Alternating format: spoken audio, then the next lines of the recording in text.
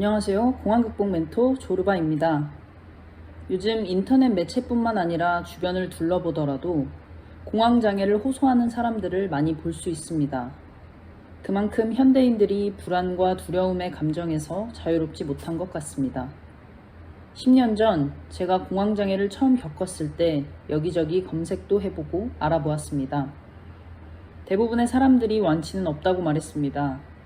그저 약 먹고 평생 조절하며 살아가야 한다고 이야기했습니다.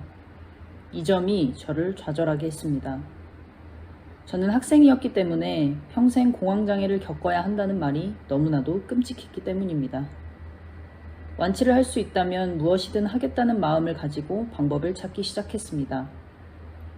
한 커뮤니티에서 공황장애를 극복한 사람들이 자신의 이야기를 적어놓은 글을 보았습니다.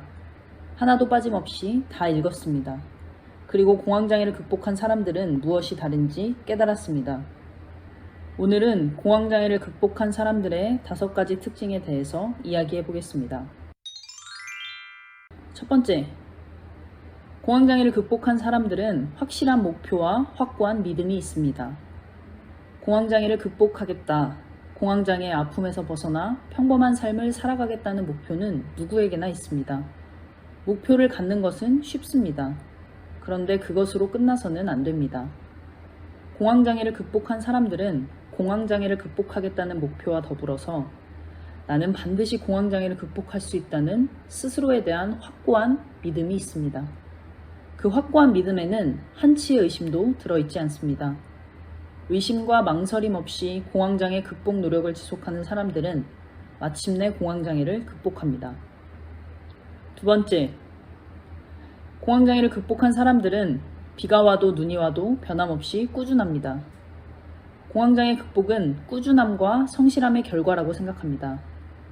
삶의 모든 성공이 그러하듯 공황장애 극복 또한 꾸준함과 성실함이 그 해답입니다.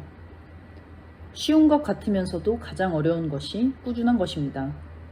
그렇기 때문에 공황장애를 완치했다는 사람들이 많지 않은 것 같습니다.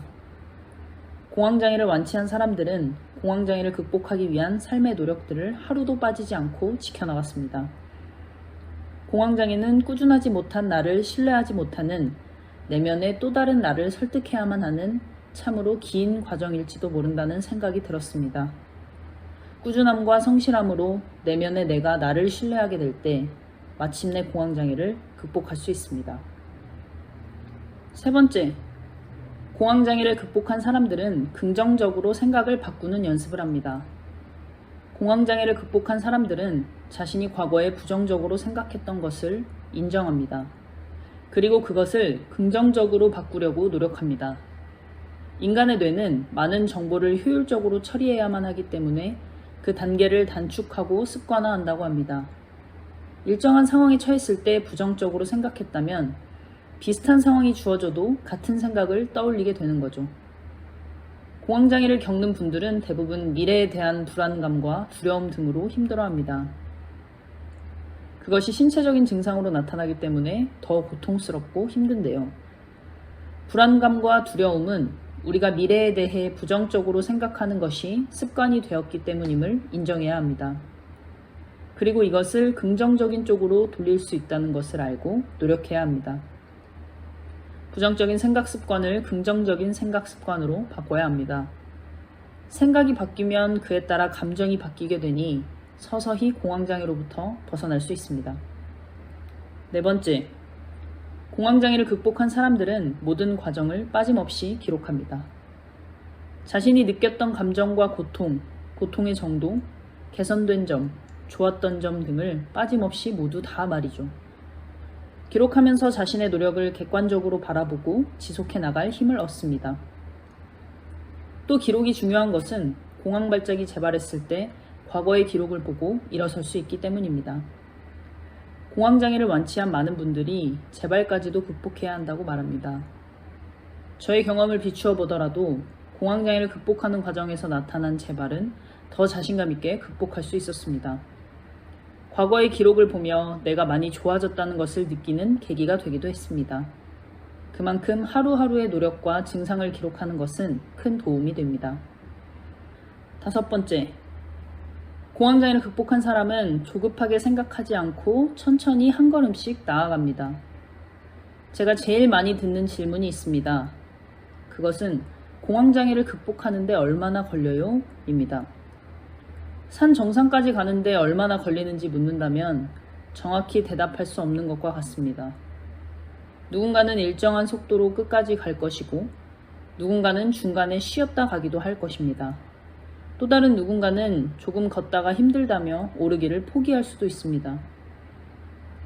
하지만 한 가지 말씀드릴 수 있는 것은 끝까지 오르면 마침내 정상에 다다른다는 것입니다. 조급하게 생각하지 않는 게 중요합니다. 욕심내서 뛴다고 끝까지 뛸 수 있는 게 아닙니다.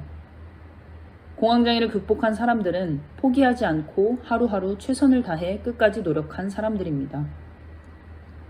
공황장애를 극복하기 위해 노력하는 것은 쉽지 않지만 누구나 할 수 있습니다. 앞에서 언급한 5가지를 자신의 것으로 만들 수 있다면 당신도 할 수 있습니다. 공황장애 극복 노력을 하다가 느낀 것이 한 가지 있습니다. 공황장애 극복 과정은 비단 공황장애뿐만 아니라 내 삶의 전반적인 문제들을 고치는 과정이었다는 것입니다. 공황장애를 극복하면서 저는 큰 행복을 느꼈습니다. 제 인생에서 저를 힘들게 했던 문제들이 주변 상황인 줄 알았는데 실은 제 자신이라는 것을 깨달았기 때문입니다. 그리고 이후에는 새로 생긴 긍정적 생각 습관으로 주어진 상황에 감사하는 삶을 살게 되었습니다.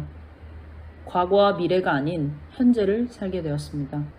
공황장애를 극복하는 노력을 멈추지 마시고 꼭 현재의 행복을 누리시길 바라겠습니다.